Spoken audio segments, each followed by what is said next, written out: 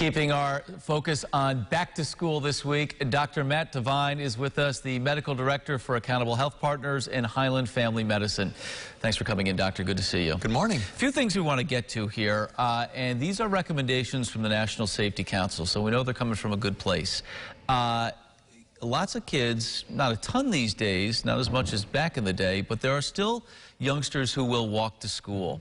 And that's the first place we want to focus. Yeah, so I think when people are walking to school, obviously they're closer proximity to school, but there is driveways, streets, other things that they need to kind of really make sure that they stop, look.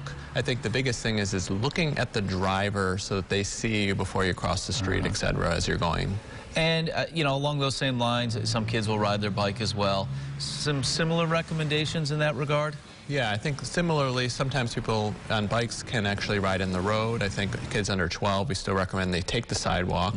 Big thing is having a bike helmet, being able to lock the bike up at school, having not too much stuff in the backpack as they're kind of trying to get through down the streets to the classroom. These days, the majority of the kids will ride the bus, but there's some safety things to keep in mind along these lines as well, right? Yeah, I mean, a lot of buses now have that little kind of yellow flag that, or stick that kind of comes out to kind of really separate the kids as they cross.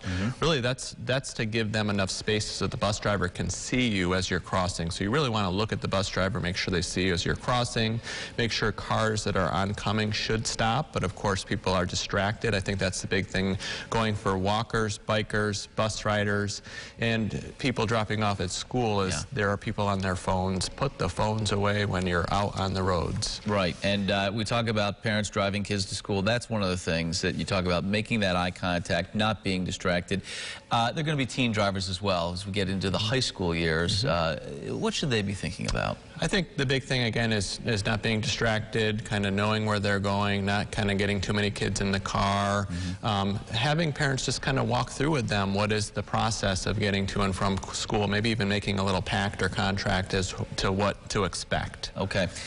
Let's pivot to school safety. We won't have time for all this, but let's finish with backpacks. We've talked about it over the last couple of weeks, but you really got to load these things properly because they can really weigh a youngster down, especially when they're in these younger grades. Right. They actually want you to have both straps on the back and have it be 5 to 10% of the weight of the person that's carrying it, which is not a lot of weight for some of these little ones. So just being careful in the rolling backpacks, just be careful with them because they can be in crowded hallways. People can trip over them and get in trouble with that behind them. All right. Our time is short. We'll leave it there. A couple other recommendations regarding playgrounds at school and sporting activities as well.